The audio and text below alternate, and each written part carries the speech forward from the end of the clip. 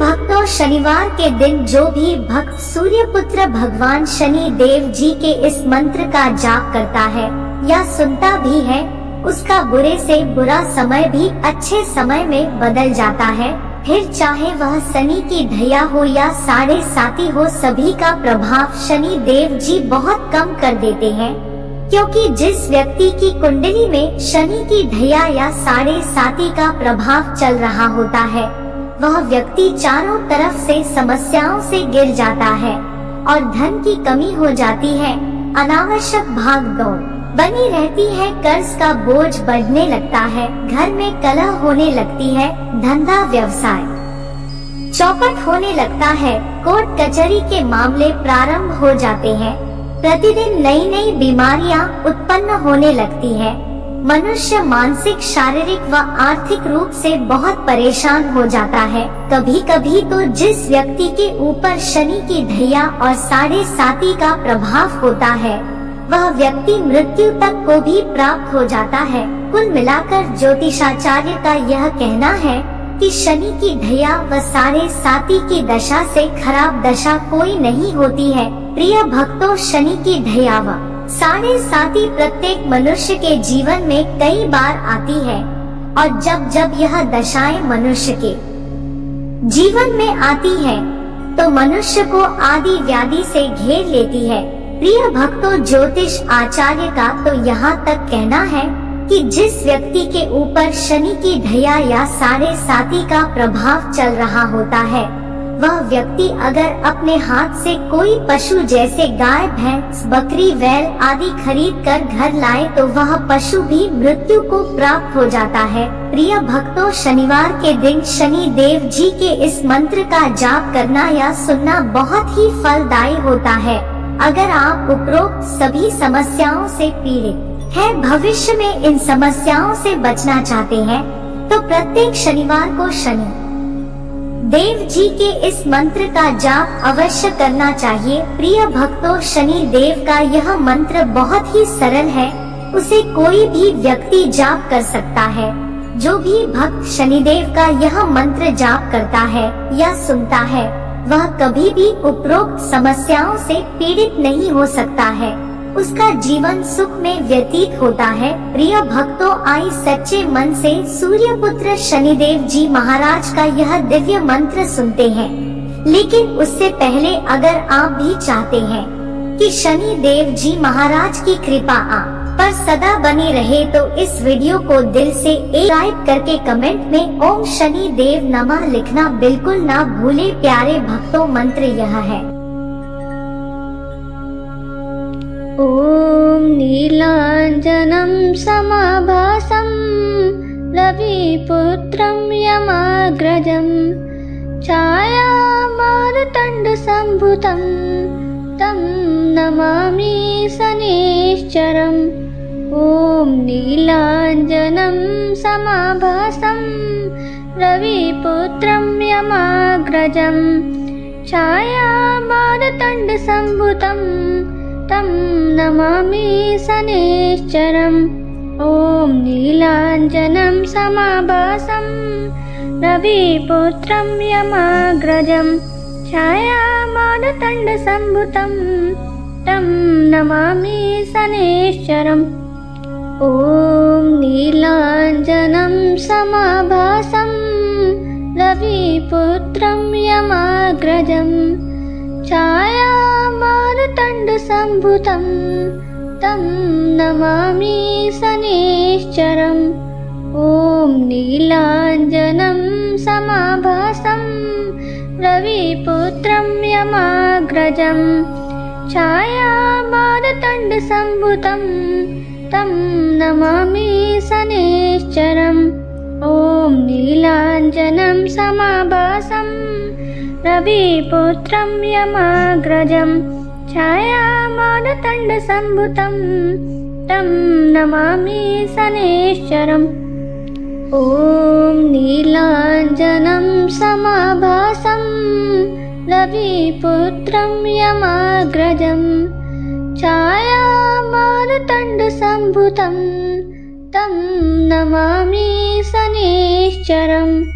ॐ नीलाञ्जनं समाभासं रविपुत्रं यमाग्रजं छायामार्तण्डसम्भुतं तं नमामि शनैश्चरम् ॐ नीलाञ्जनं समाभासं रविपुत्रं यमाग्रजं छायामार्तण्डसम्भुतं तं नमामि शनैश्चरम् ॐ नीलाञ्जनं समाभासं रविपुत्रं यमाग्रजं छायामार्तण्डसम्भुतं तं नमामि शनैश्चरम् ॐ नीलाञ्जनं समाभासं रविपुत्रं यमाग्रजं छायामार्तण्डसम्भुतं तं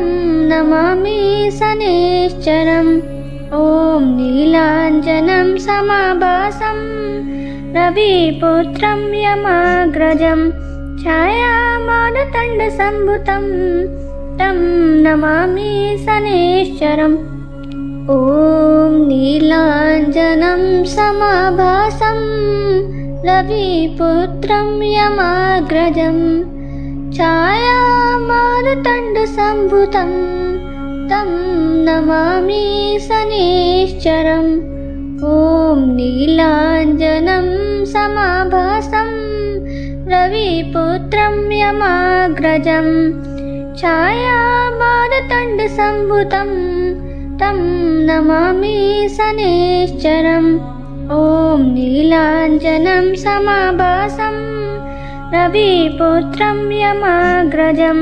छायामार्तण्डसम्भुतं तं नमामि शनैश्चरम् ॐ नीलाञ्जनं समाभासं रविपुत्रं यमाग्रजं छायामार्तण्डसम्भुतं तं नमामि शनैश्चरम् ॐ नीलाञ्जनं समाभासं रविपुत्रं यमाग्रजं छायामार्तण्डसम्भुतं तं नमामि शनैश्चरम् ॐ नीलाञ्जनं समाभासं रविपुत्रं यमाग्रजं छायामार्तण्डसम्भुतं तं नमामि शनैश्चरम् ॐ नीलाञ्जनं समाभासं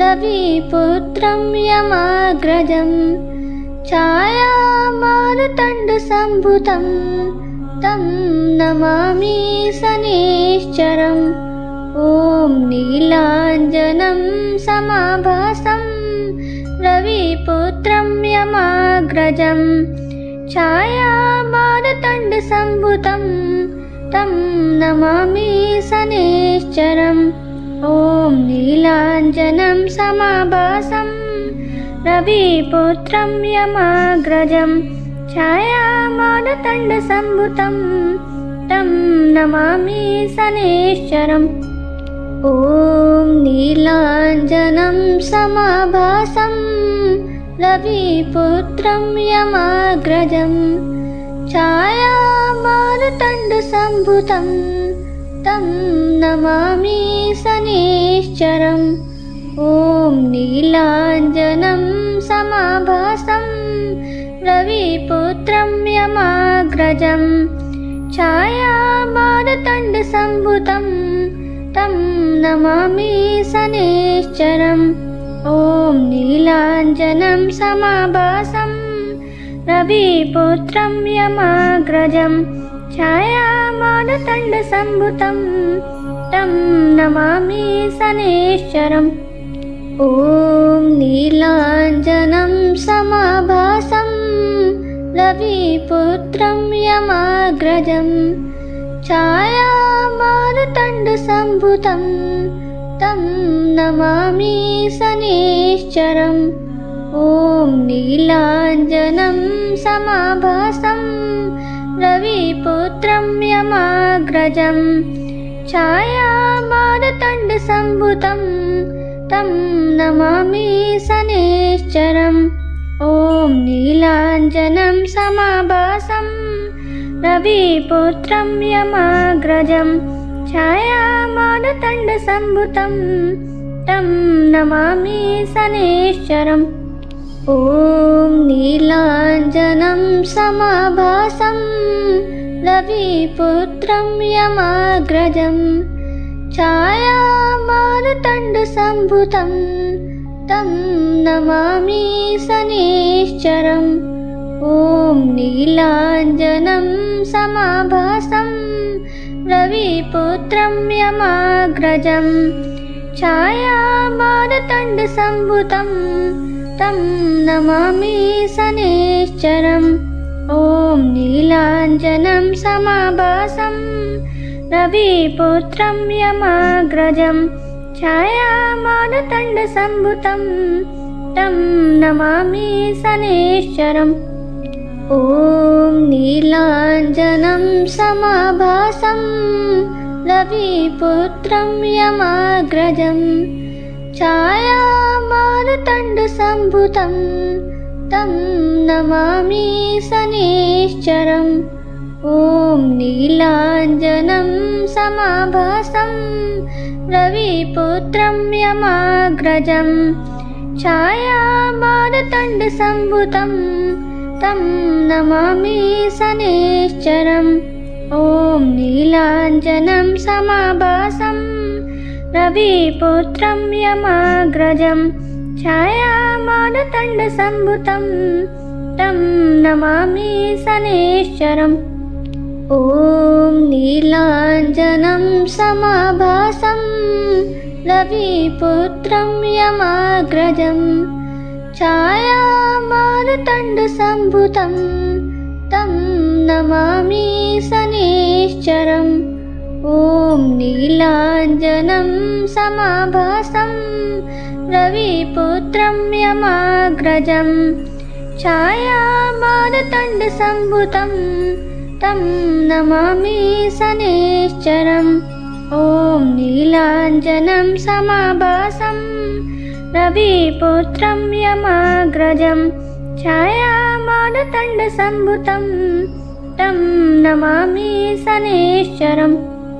ॐ नीलाञ्जनं समाभासं रविपुत्रं यमाग्रजं छायामारुतण्डसम्भुतं तं नमामि शनैश्चरम्। ॐ नीलाञ्जनं समाभासं रविपुत्रं यमाग्रजं छायामारुतण्डसम्भुतं तं नमामि शनैश्चरम्। ॐ नीलाञ्जनं समाभासं रविपुत्रं यमाग्रजं छायामारुतण्डसम्भुतं तं नमामि शनैश्चरम्। ॐ नीलाञ्जनं समाभासं रविपुत्रं यमाग्रजं छायामारुतण्डसम्भुतं तं नमामि शनैश्चरम्। ॐ नीलाञ्जनं समाभासं रविपुत्रं यमाग्रजं छायामारुतण्डसम्भुतं तं नमामि शनैश्चरम्। ॐ नीलाञ्जनं समाभासं रविपुत्रं यमाग्रजं छायामारुतण्डसम्भुतं तं नमामि शनैश्चरम्। ॐ नीलाञ्जनं समाभासं रविपुत्रं यमाग्रजं छायामारुतण्डसम्भुतं तं नमामि शनैश्चरम्। ॐ नीलाञ्जनं समाभासं रविपुत्रं यमाग्रजं छायामारुतण्डसम्भुतं तं नमामि शनैश्चरम्। ॐ नीलाञ्जनं समाभासं रविपुत्रं यमाग्रजं छायामारुतण्डसम्भुतं तं नमामि शनैश्चरम्। ॐ नीलाञ्जनं समाभासं रविपुत्रं यमाग्रजं छायामारुतण्डसम्भुतं तं नमामि शनैश्चरम्। ॐ नीलाञ्जनं समाभासं रविपुत्रं यमाग्रजं छायामारुतण्डसम्भुतं तं नमामि शनैश्चरम्। ॐ नीलाञ्जनं समाभासं रविपुत्रं यमाग्रजं छायामारुतण्डसम्भुतं तं नमामि शनैश्चरम्। ॐ नीलाञ्जनं समाभासं रविपुत्रं यमाग्रजं छायामारुतण्डसम्भुतं तं नमामि शनैश्चरम्। ॐ नीलाञ्जनं समाभासं रविपुत्रं यमाग्रजं छायामारुतण्डसम्भुतं तं नमामि शनैश्चरम्। ॐ नीलाञ्जनं समाभासं रविपुत्रं यमाग्रजं छायामारुतण्डसम्भुतं तं नमामि शनैश्चरम्। ॐ नीलाञ्जनं समाभासं रविपुत्रं यमाग्रजं छायामारुतण्डसम्भुतं तं नमामि शनैश्चरम्। ॐ नीलाञ्जनं समाभासं रविपुत्रं यमाग्रजं छायामारुतण्डसम्भुतं तं नमामि शनैश्चरम्। ॐ नीलाञ्जनं समाभासं रविपुत्रं यमाग्रजं छायामारुतण्डसम्भुतं तं नमामि शनैश्चरम्। ॐ नीलाञ्जनं समाभासं रविपुत्रं यमाग्रजं छायामारुतण्डसम्भुतं तं नमामि शनैश्चरम्। ॐ नीलाञ्जनं समाभासं रविपुत्रं यमाग्रजं छायामारुतण्डसम्भुतं तं नमामि शनैश्चरम्। ॐ नीलाञ्जनं समाभासं रविपुत्रं यमाग्रजं छायामारुतण्डसम्भुतं तं नमामि शनैश्चरम्। ॐ नीलाञ्जनं समाभासं रविपुत्रं यमाग्रजं छायामारुतण्डसम्भुतं तं नमामि शनैश्चरम्। ॐ नीलाञ्जनं समाभासं रविपुत्रं यमाग्रजं छायामारुतण्डसम्भुतं तं नमामि शनैश्चरम्। ॐ नीलाञ्जनं समाभासं रविपुत्रं यमाग्रजं छायामारुतण्डसम्भुतं तं नमामि शनैश्चरम्। ॐ नीलाञ्जनं समाभासं रविपुत्रं यमाग्रजं छायामारुतण्डसम्भुतं तं नमामि शनैश्चरम्। ॐ नीलाञ्जनं समाभासं रविपुत्रं यमाग्रजं छायामारुतण्डसम्भुतं तं नमामि शनैश्चरम्। ॐ नीलाञ्जनं समाभासं रविपुत्रं यमाग्रजं छायामारुतण्डसम्भुतं तं नमामि शनैश्चरम्। ॐ नीलाञ्जनं समाभासं रविपुत्रं यमाग्रजं छायामारुतण्डसम्भुतं मारुतण्डसम्भुतं तं नमामि शनैश्चरम्।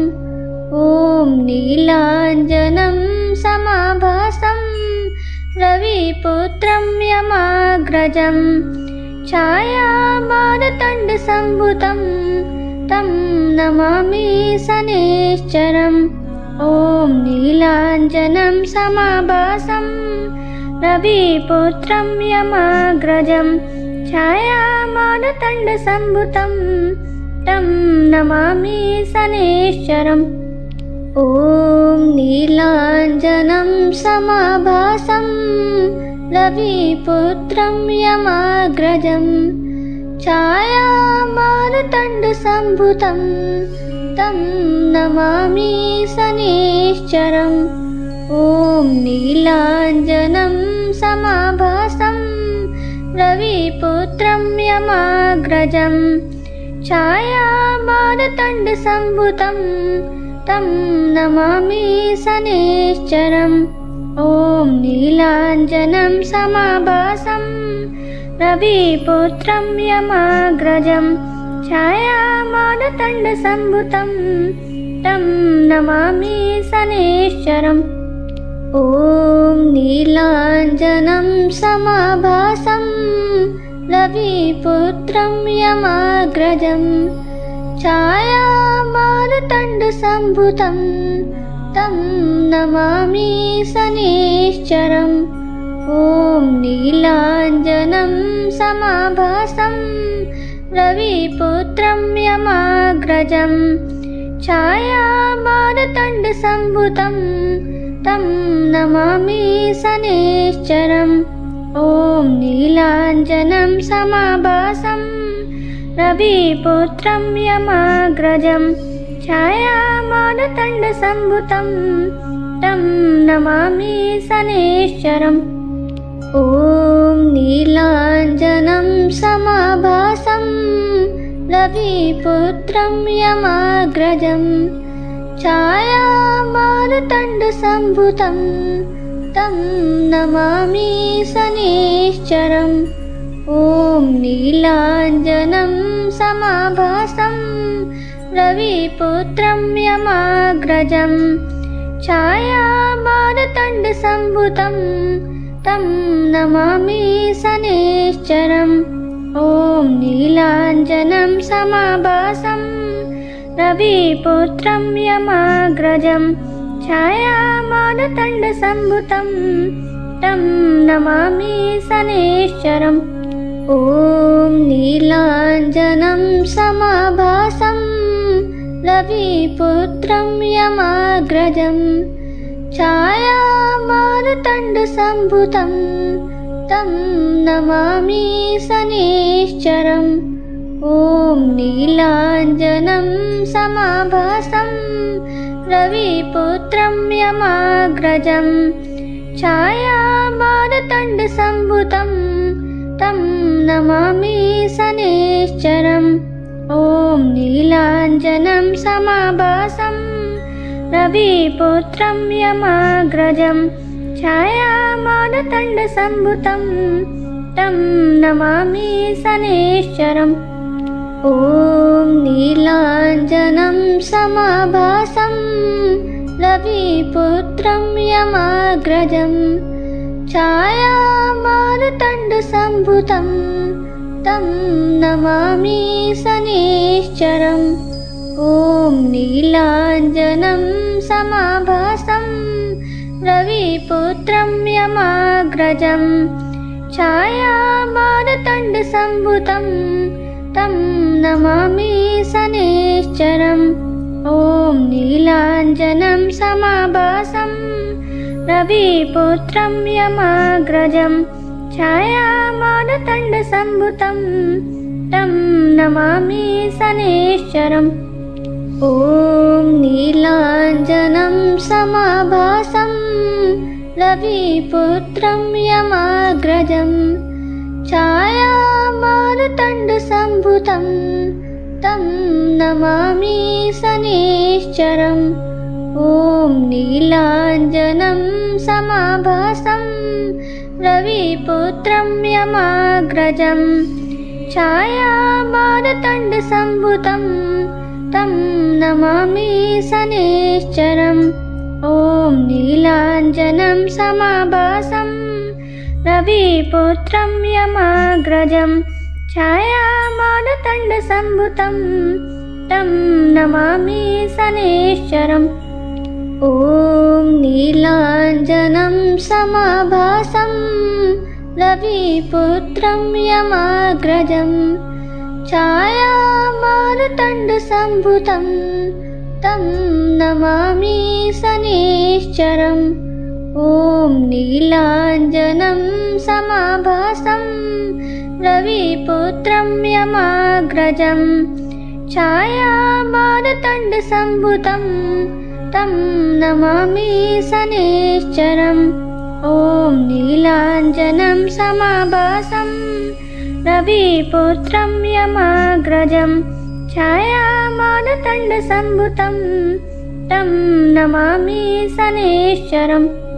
ॐ नीलाञ्जनं समाभासं रविपुत्रं यमाग्रजं छायामारुतण्डसम्भुतं तं नमामि शनैश्चरम्।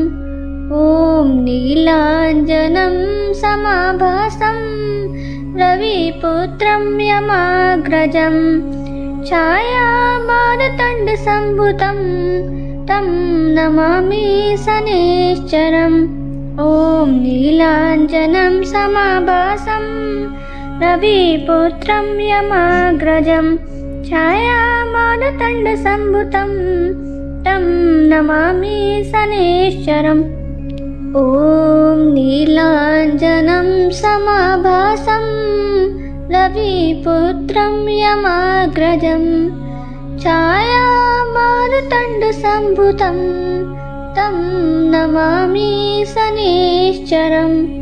ॐ नीलाञ्जनं समाभासं रविपुत्रं यमाग्रजं छायामारुतण्डसम्भुतं तं नमामि शनैश्चरम्। ॐ नीलाञ्जनं समाभासं रविपुत्रं यमाग्रजं छायामारुतण्डसम्भुतं तं नमामि शनैश्चरम्। ॐ नीलाञ्जनं समाभासं रविपुत्रं यमाग्रजं छायामारुतण्डसम्भुतं तं नमामि शनैश्चरम्। ॐ नीलाञ्जनं समाभासं रविपुत्रं यमाग्रजं छायामारुतण्डसम्भुतं तं नमामि शनैश्चरम्। ॐ नीलाञ्जनं समाभासं रविपुत्रं यमाग्रजं छायामारुतण्डसम्भुतं तं नमामि शनैश्चरम्। ॐ नीलाञ्जनं समाभासं रविपुत्रं यमाग्रजं छायामारुतण्डसम्भुतं तं नमामि शनैश्चरम्। ॐ नीलाञ्जनं समाभासं रविपुत्रं यमाग्रजं छायामारुतण्डसम्भुतं तं नमामि शनैश्चरम्। ॐ नीलाञ्जनं समाभासं रविपुत्रं यमाग्रजं छायामारुतण्डसम्भुतं तं नमामि शनैश्चरम्। ॐ नीलाञ्जनं समाभासं रविपुत्रं यमाग्रजं छायामारुतण्डसम्भुतं तं नमामि शनैश्चरम्। ॐ नीलाञ्जनं समाभासं रविपुत्रं यमाग्रजं छायामारुतण्डसम्भुतं तं नमामि शनैश्चरम्। ॐ नीलाञ्जनं समाभासं रविपुत्रं यमाग्रजं छायामारुतण्डसम्भुतं तं नमामि शनैश्चरम्। ॐ नीलाञ्जनं समाभासं रविपुत्रं यमाग्रजं छायामारुतण्डसम्भुतं तं नमामि शनैश्चरम्। ॐ नीलाञ्जनं समाभासं रविपुत्रं यमाग्रजं छायामारुतण्डसम्भुतं तं नमामि शनैश्चरम्। ॐ नीलाञ्जनं समाभासं रविपुत्रं यमाग्रजं छायामारुतण्डसम्भुतं तं नमामि शनैश्चरम्। ॐ नीलाञ्जनं समाभासं रविपुत्रं यमाग्रजं छायामारुतण्डसम्भुतं तं नमामि शनैश्चरम्। ॐ नीलाञ्जनं समाभासं रविपुत्रं यमाग्रजं छायामारुतण्डसम्भुतं तं नमामि शनैश्चरम्। ॐ नीलाञ्जनं समाभासं रविपुत्रं यमाग्रजं छायामारुतण्डसम्भुतं तं नमामि शनैश्चरम्।